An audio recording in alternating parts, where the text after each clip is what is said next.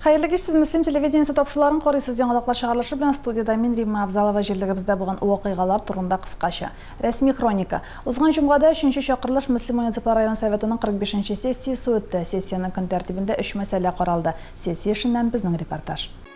3-ші шақырылыш Müslüm муниципал район советінің 45-ші сессиясы өтті. Сессияны район башлығы Рамил Муллин алып барды. Сессияның күн тәртібінде бірінші мәселе етіп 2021 жылға һәм 2022-23 еллар планлы шырына муниципал районлардың бюджет тәмин ителешін тигізлеуге дотацияны физик затлар кіреміне солымнан Müslüm районы бюджетына шигыруләрдің үстәмә нормативы белән алыштыруны яраштыру мәсьәләсе каралды. Әлеге мәсьәлә буенча район финанс бюджет палатасы рәисе Наиля Бубекова чыгыш ясады.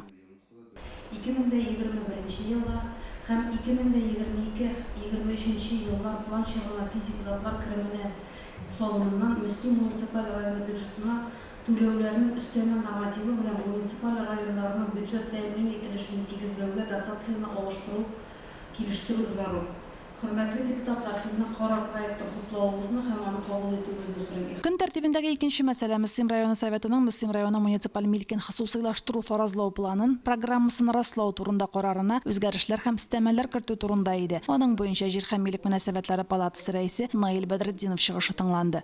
Дәүләт һәм муниципаль милекне сылаштыру турындагы Еврокомиссия нигезендә һәм Müslüm муниципаль уставының 32-нче статьясына таянып, сездән 2020 елга Татарстан Республикасы Müslüm муниципаль районы муниципаль милкен хосусыйлаштыруның фараз планы түбәндәге объектлар белән кулландырылуны сорыйбыз. Рошуда авылында урнашкан объектлар. Зернышки исемле балалар бакчасы бинасы, котельный бинасы, майданы 9,5 квадрат метр. Өченче мәсьәлә Müslüm районы Müslüm авыл җирлеге муниципаль берәмлеге җирдән файдалану һәм төзелешләр кагыйдәләре проекты турында иде. Әлеге мәсьәлә буенча Müslüm авыл җирлеге башкарма комитеты җитәкчесе Ронар Сахбетдинов чыгыш ясады. Кагыйдәләр Россия Федерациясе һәм Татарстан Республикасының норматив хукуки актлары таләпләренә исәпкә алып әзерләнде. Кагыйдәләрне әзерләгәндә шулай ук Müslüm муниципаль районы һәм Müslüm авыл җирлеге муниципаль берәмлеге норматив хукуки актларына муниципаль берәмлекнең социаль-икътисади һәм шәһәр төзелеше үсешенең төп юнәлешләрен билгеләп торган башка документларның нигезләмәләре исәпкә алынды. Сессияда күтәрелгән мәсьәләләр буенча карарлар бер тавыштан кабул ителде. Римма Абзалова, Динар Минхаҗев, Müslüm телевидениесе. Басу кырларда уҗым культуралары тулы өлгереш фазасына керде. Туган як Намус агрофирмалары һәм Исламов крестьян фермер хуҗалыгы урып җыю эшләренә беренчеләрдән кереште. Әлегә район буенча бөртеклеләрнең һәр гектарыннан 40 центнерга якын уңыш алына. Аерым участокларда гектар береме оннан да югары. Намус агрофирмасында көзге бодайдан 60 центнер ашлык алалар. Рекордлы уңыш үскән басуда безнең коллегаларыбыз да булып кайтты. Алтынсу төскә кергән иген басулары ерактан ук күзне иркәли. Белгечләр быел икмәкле ел булыр дип фаразлый. Узган атнада күзәтелгән туташ яңгырлар ярый суык куркытса да, аерым урыннарына ул читләтеп үткән булып чыкты. Безнең инде туган як Намус агрофирмалары, шулай ук Ислам фермер хуҗалыгы керешеп киттеләр убыр кешеләрне. Пока уртача уңыш һәр гектардан 39,5 центнер тәшкил итә. Аерым басулар бар инде. 40 центнерлар да бар, 55-60 центнерлы басулар да бар. Особенно Намус агрофирмасында бүгенге көндә иң югары урожай пока күрсәтә. Намус агрофирмасының рекордлы уңыш биргән көзге бодай басуы чисталыгы, массасының куелыгы белән аерылып тора. Агрофирма җитәкчесе сүзләренә караганда, мул уңыш үстерүнең сире бер дә катлаулы түгел кебек. Сорты яраштырылган, вакытында чәчү, вакытында ашлама кертү, вакытында җир эшкәртү, вакытында үсемлеккә кирәк вакытында диесем килә инде. Гербицид белән керү, пестицид белән аннан соң бөҗәккә каршы көрәш, бөтенесе дә общий совокупностьта шундый нәтиҗәне ирештерә. Югары җитештерүчәнлеккә ирешүдә авыл хуҗалыгында төп көч булган механизаторлар турында кайгырту, аларның хезмәтен тиешенчә бәяләүдә зур роль уйный билгеле. Без кырда игенчеләрне бүләкләү вакытына туры килдек. Бер караганда урак әле башланып кына китте. Нинди бүләк турында сүз булырга мөмкин? Баксаң, язгы кыр эшләре вакытында күрсәткән югары хезмәт нәтиҗәләре өчен механизаторларга рәхмәт хаты һәм акчалата премия тапшырулары икән. Мондый игътибар эшкә яңа дәрт өсти ди механизаторлар. Инде менә рәхмәт хаты бирделәр, язгы чәчүләр өчен инде бу инде әдрәк дәрт өсти үзебезгә эшләргә яңадан әйбәт кенә эшләсәк, бөтенләй бердә була дигән сүз инде бу безгә. Агрофирмада быел көзге культуралар 2556 гектарда үстерелгән, 1400 гектарда арпа еккәннәр. Әлегә басуда 4 комбайн хәрәкәт итә. Алга таба аларның саны артыр дип көтелә. Урап барышы яхшы, дымлылык юк, урожай әйбәт, башату яхшы, заправка вовремя килә вакытында. Бункерді бушатканда да тракторлар өлгөрәләр. Икмәк ташуга 35 тонна сидырышлы флигель бункер төягечләре билгеләнгән. Комбайннар ашлык бушатканда хәтта туктап та тормый. Вакытка экономия дигән сүз бу. Эшнең максаты шушы ипине төяп, үлчәп, бу бит үлчәп җибәрәйин. Безнең веса юк бит инде. Бу үлчәп тракторларга төяп, карга тегене көчлегә чыгару. 35 тонна ала инде үзенең бу йөген. Комбайн туктамыйча барган вакытта да бушаталаймы? Бушатала. Шулык системаны шулай үлчәп бара. Чекне чыгарып бирәйин үлчәп. Агрофирмада күзгә чәчү өчен 5000 гектарда пар җирләре әзерләнгән. Киләсе елда чәчү әйләнешенә шикәр чөгендере дә кертелер дип көтелә. Әлфинур Ногманова, Динар Нуртдинов, Муслим телевидениесе. Татарстан президенты Рустем Миннеханов җитәкчелегендә белем бирү учреждениеларында капиталь ремонт буенча максатчан программа тормышка ашырыла. Быел Татарстанда 36 белем бирү учреждениесендә капиталь ремонт бара. Районыбыз мәгариф учреждениеларында игътибар үзәгендә. Мөслим балалар сәнгать мәктәбендә бу көннәрдә капиталь ремонт башланды. Мәктәпләрдә капиталь ремонт үткәрү буенча республика программасы кысаларында Муслим балалар сәнгать мәктәбендә ремонт төзекләндерү эшләре җәелдерелгән. Төп төзелеш чараларын Муслим хуҗалык ара төзелеш оешмасы җәмгыяте үткәрә. Бинаның тышкы ягы танымаслык булып үзгәрәчәк. Фасад өлеше Алькабон дип исемләнгән заманча төзелеш материалы белән тышланачак. Ичке коммуникацияләр дә тулысы белән төзәтелә. Виды работы замена кровли полностью. Внутри отделочные работы, полностью будем менять ушамерный шивес, отделка помещений, определенный будет свой дизайн красивый на первом и на втором этаже. И полностью будет меняться система отопления.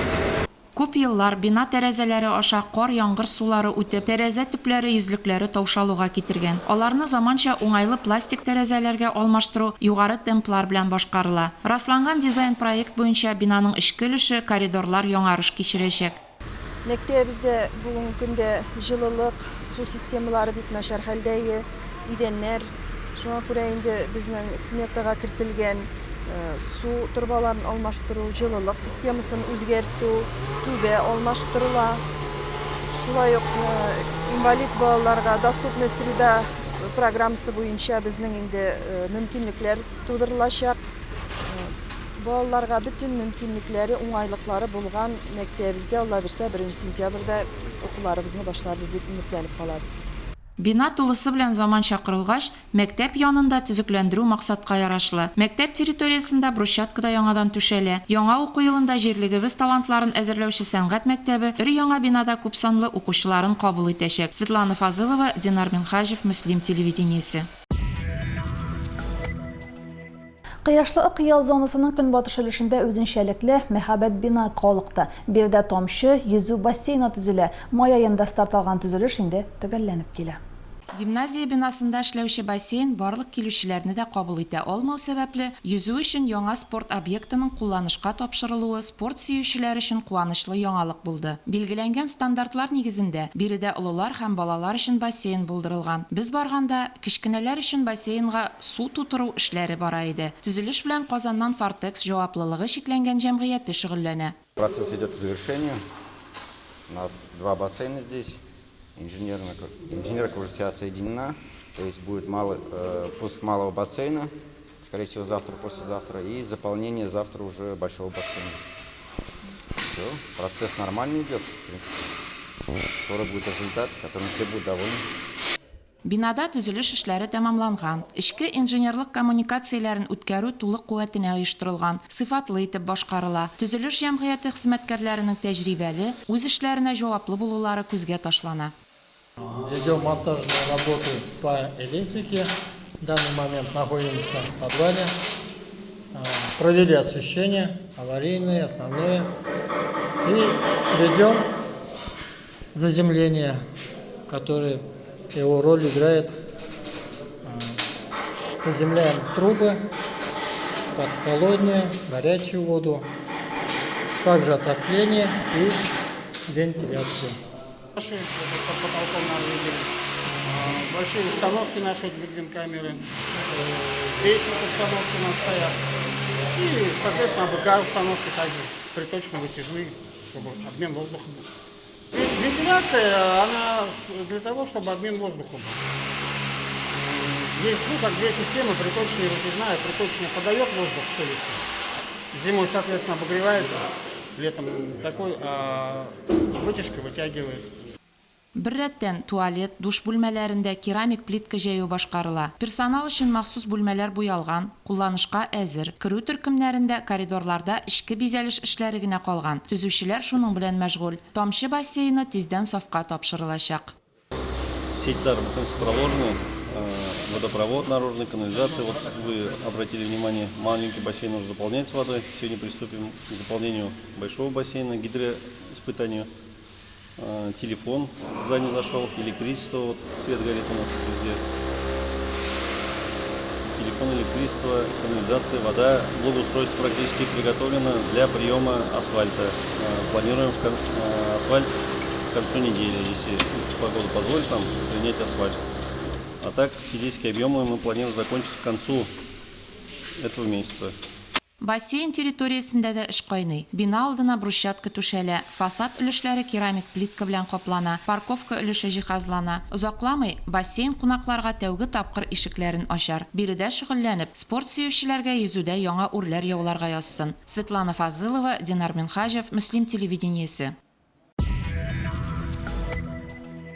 Юллар торышы даими игътибар үзәгендә юлларны төзекләндерү һәм яңа юллар салу өчен ел сайын республика бюджетыннан акча бүленә. Республика программалары ярдәмендә башкарылучы төзелеш һәм ремонт эшләренең шактый инде төгәлләнү алдында. Теманы Лилия Шәймиева дәвам итә.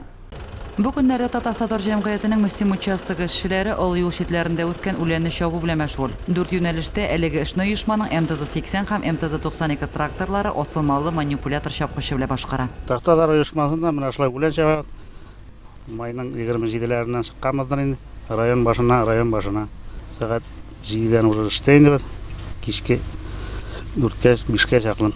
Узган атнада Мөслим саклау баш юл тимер юлында югары табын авыл янында тукталыш һәм юл билгесе куелды. Юлга разметка ясалды. Монда юл билгеләре район буенча барлыгы 8 урынга куелачак. Инде ремонтлы участокларга килсәк, инде безнең ремонтлы участоклар бетеп килә. Бу менә мәллә белән табын арасын инде шибетте инде. Хәзер усы белән Актаныш жолында, усы белән Мухан арасында эшләр бетеп килә. Варашбаш тирәсендә инде шибет тоже бетте.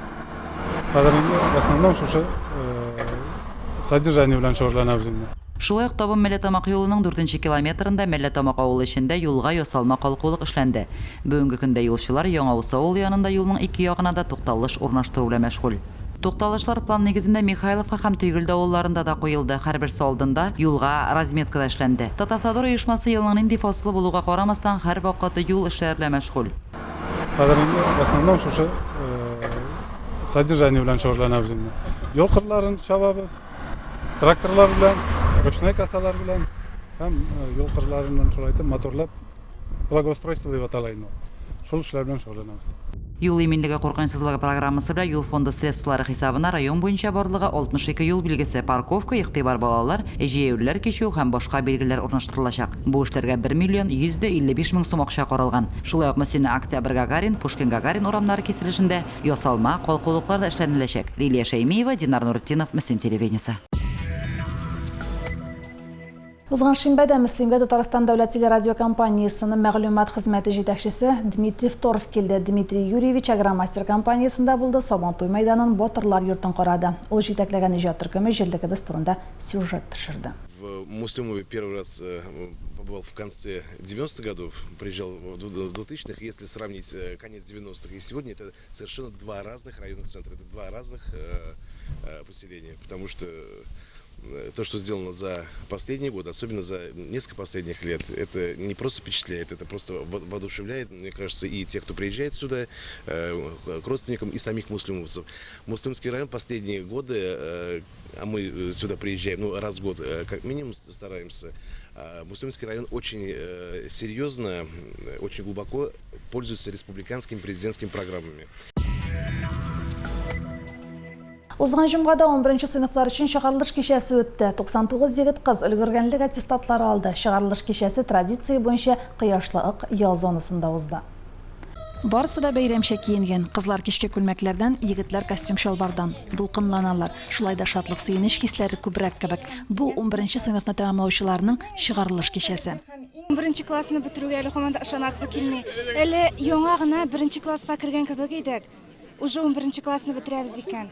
Минем иң зур рәхмәтемне әтиәниемә әйтәсем килә. Әгәр дә алар булмаса, мин монда басып тормасым. Ниһаять без 11нче сыйныфны тәмамладык.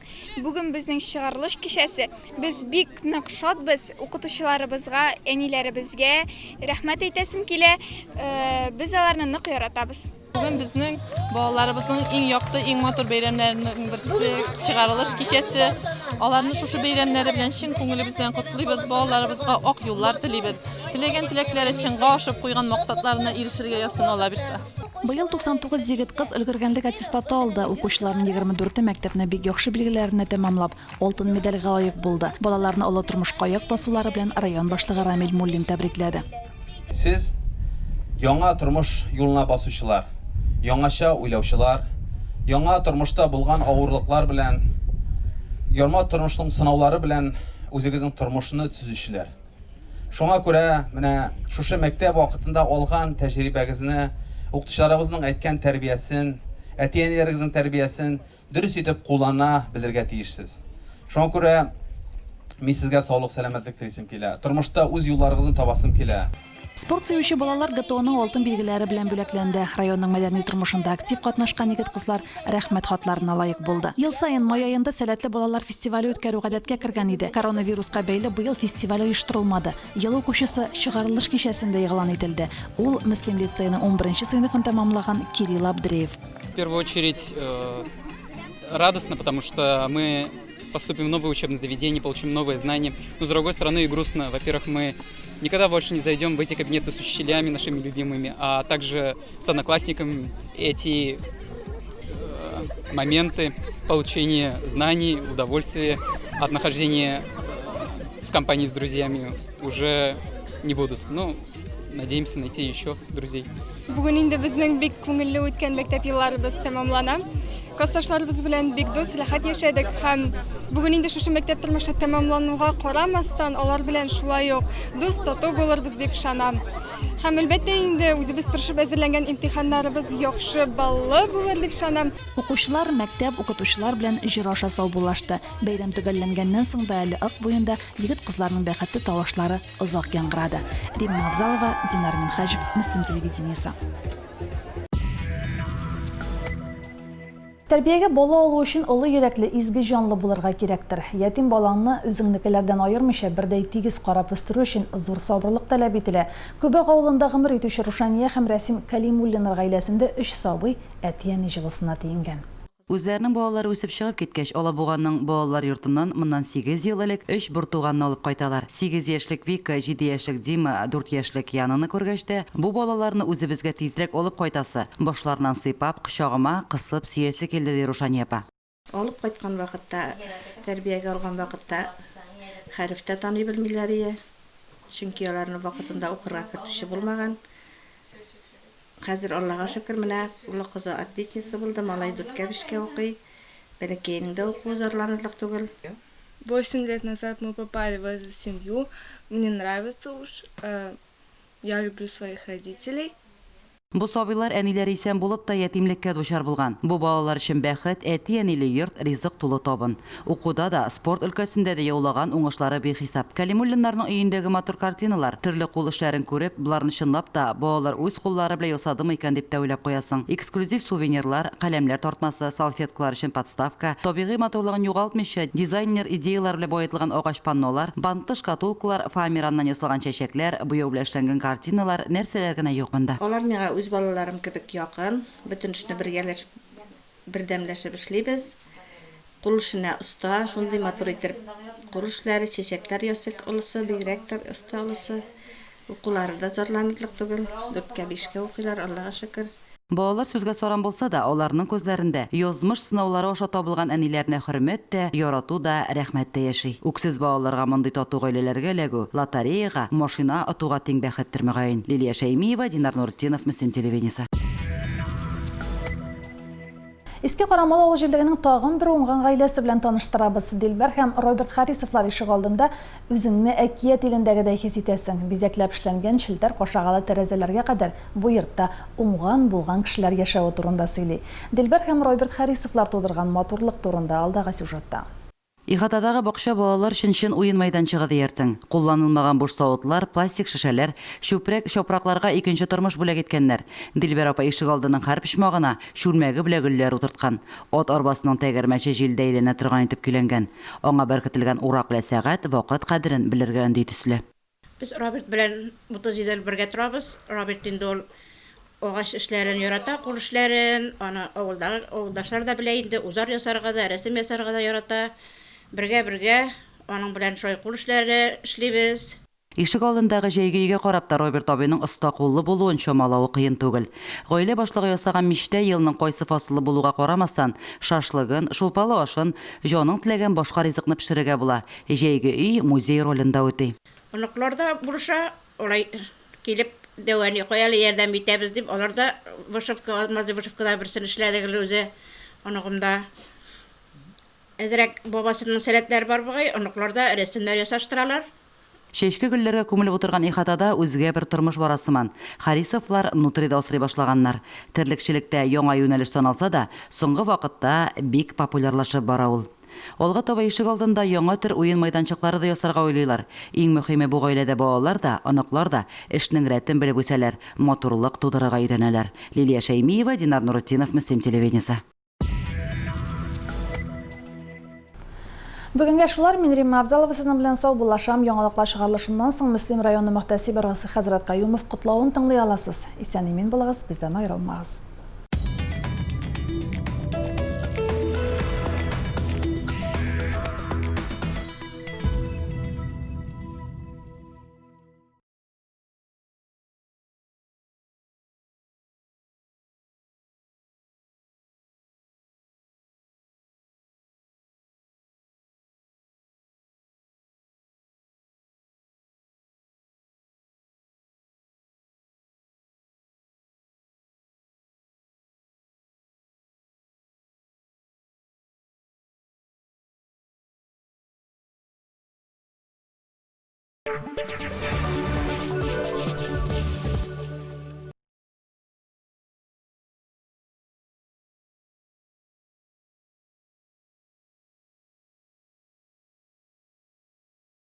Ихтибар туган якограф фирмасына комбайнчылар һәм КАМАЗ машинасын йөртүчеләр кирәк. Хезмәт хакы комбайнчыларга 150 мең сум, машина йөртүчеләргә 50 мең сум. Белешмәләр өчен телефоннар 8917 228 67 73 8927 458 05 01. Мөслимнең зур кибете төзелеш һәм ремонт өчен кулай бәядән төзелеш материаллары тәкъдим итә. Кирпеч, газобетон, профнастил, металлопрокат, гипсокартон, ОСБ, пиломатериаллар, утеплительләр, туалет һәм ванна бүлмәсе өчен ПВХ панельләр, бөтен кирәкле инструментлар, крепеж, җаның теләгән товарны кил дә сайлап ал. Һәр өйгә кирәкле инструментлар җыелмасында син шушыннан табырсың. Зур кибете. Безнең адрес: Урожай урамы 3А. Окна мечты, хыял тәрәзәләре, элит класслы тәрәзәләр, балконнар, алюминий фасадлар. Шәхси дизайнер тәкъдиме буенча эшлибез. Заказларны банктан башка гына рассрочкага ясау мөмкинлеге бар. Безнең телефон 8909 393 48 48 8909 393 48 48. Пап, зачем ты каждый год идешь жечь сухую траву? Кто сказал, что так надо? Если сгорит не только трава, а лес? А если сгорит наш дом? Ты не успеешь меня спасти.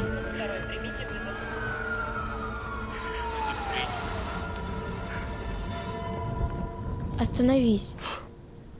Не поджигать сухую траву.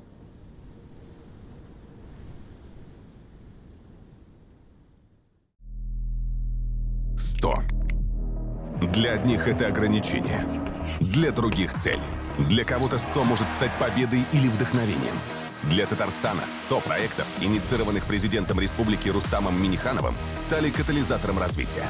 24 миллиона квадратных метров жилья было построено за последние 10 лет. 1000 спортивных площадок, Приведены в порядок сотни парков, школ, детских садов и больниц. 100 программ президента Миниханова с заботой о каждом татарстанце. Забота и поддержка для каждого. Республиканское движение «Ярдем Яныше. Помощь рядом» создано, чтобы поддержать татарстанцев. Движение объединяет неравнодушных людей, общественных деятелей, некоммерческие организации, предпринимателей, артистов и спортсменов, волонтеров. Президент Татарстана Рустам Миниханов поддержал инициативу создания движения. Мы доставляем одиноким пожилым людям продукты и лекарства, помогаем многодетным семьям, иногородним студентам, самозанятым, медикам в больницах, оказываем юридическую помощь. Начните помогать прямо сейчас. Зайдите на сайт движения помощьрядом16.рф. Уже сегодня вы можете стать волонтером, пожертвовать деньги на оплату обеда для нуждающегося, оплатить ночлег бездомному или помочь животному в приюте. Присоединяйтесь. Берегите себя и близких. Помощь всегда рядом. Мы вечно заняты и вспоминаем о своем здоровье только тогда, когда оно само напомнит о себе. Полис ОМС – это ваша защита. Он гарантирует ваши права на бесплатную медицинскую помощь. Как найти своего страхового представителя? Это просто. Звоните по телефону контакт-центра, указанному на памятке, полученной вами при выдаче полиса ОМС, или на сайте вашей страховой медицинской организации. Все крупные страховые медицинские компании имеют круглосуточные колл-центры, в которые можно дозвониться в течение 20 секунд и получить ответ на интересующий вас вопрос. Федеральный фонд обязательного медицинского страхования.